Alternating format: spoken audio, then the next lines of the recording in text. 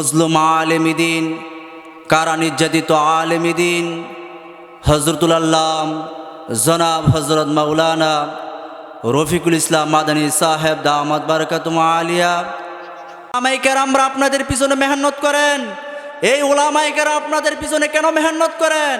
একমাত্র তোমরা যেন জাহান্নাম থেকে বেঁচে মাওলার জান্নাতে যেতে পারো, এই জন্য তোমাদের জন্য মাহফিলের আঞ্জাম, আর কোনো মাকসাদ নয়।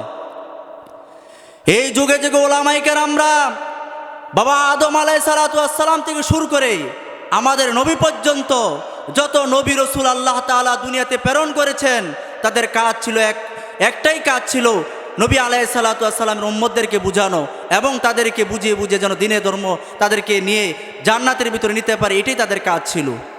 কিন্তু আজকে দুঃখ এবং পরিতাপের বিষয়, এই দেশের ওলামায়ে কেরামরা সত্যের বাণী পুষিয়ে দেওয়ার জন্য গ্রাম থেকে শহর পর্যন্ত, এক প্রান্ত থেকে অপর প্রান্ত পর্যন্ত এই দেশের ওলামায়ে কেরাম হকের ঝান্ডা নিয়ে এই দেশের ওলামায়ে কেরাম তাদেরকে বুঝানোর চেষ্টা করে। কিছু কুলাঙ্গার নাস্তিক বেঈমান সেই ওলামায়ে কেরামের বিরুদ্ধাচরণ করেন। কথা বলেন ঠিক কিনা?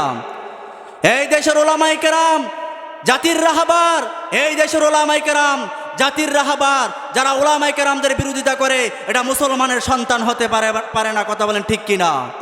এরা আবুল আহাবের উত্তরসরি, ওতবার উত্তরসরি। কথা বলেন ঠিক কিনা? এই জন্য দোস্ত আহবাব, এই দেশের ওলামায়ে কেরামরা যুগে যুগে ওলামায়ে কেরামরা হকের ঝান্ডা নিয়ে মাঠে ময়দানে ছিল, কিয়ামত পর্যন্ত হকের ঝান্ডা নিয়ে ইনশাআল্লাহ থাকবেন। বলেন ঠিক কিনা? এই জন্য দোস্ত আহবাব, এই দেশের ওলামায়ে কেরাম কারা নির্যাতিত হয়েছে, অনেক দিন যাবৎ জেলখানা তারা ঢুকে ঢুকে মরেছে।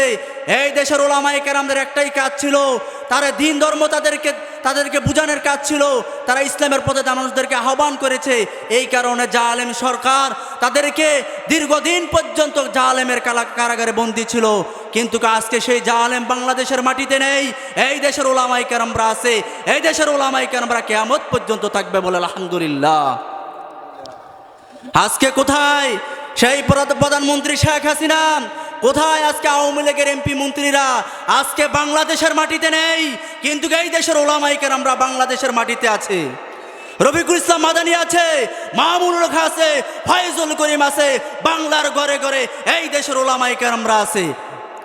আজকে রাস্তিক নাম বাম তারা কেউই নেই, আজকে এই দেশের ওলামায়ে কেরামরা আছে। যাই হোক, সেই দিকে কথা বলতে চাই না।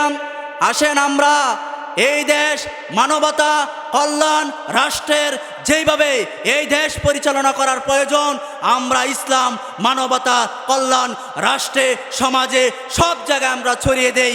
ইনশাআল্লাহ এই দেশের মাটিতে ইসলামের পতাকা পথ করে ইনশাআল্লাহ সংসদে উত্তোলন হবে ইনশাআল্লাহ। সেই দিন আর বেশি দূরে নয়। এই দেশ ইনশাআল্লাহ খুব শীঘ্রই ইসলামের দেশ হবে, মসজিদ মাদ্রাসার দেশ হবে, এই দেশ হবে ওলামায়ে কেরামদের, এই দেশ হবে ইনশাআল্লাহ হক্কানি ওলামায়ে কেরামদের বাংলাদেশ। সেই দিন আর বেশি দূর নয়।